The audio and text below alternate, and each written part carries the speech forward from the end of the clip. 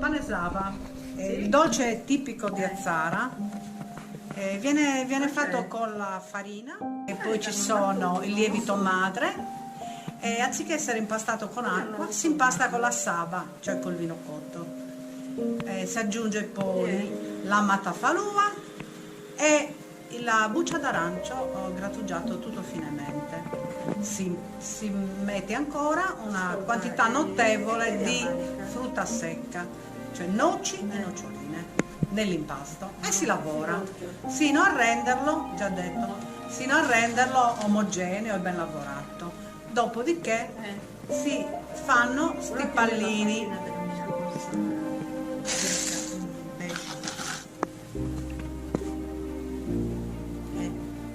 Una volta fatto questo si decora con la mandorla tutto ciò che ci può stare fino a fare le cupolette, quindi si fa lievitare per circa 3 giorni e infine si mette in forno a 190 gradi per un'ora e mezza.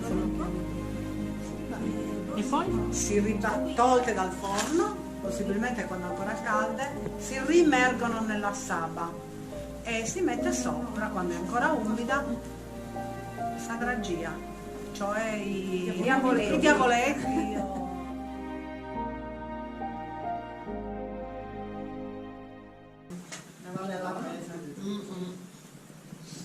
Comunque, se tu non avessi aperto bocca non avrei capito che sei di Ortoli. No.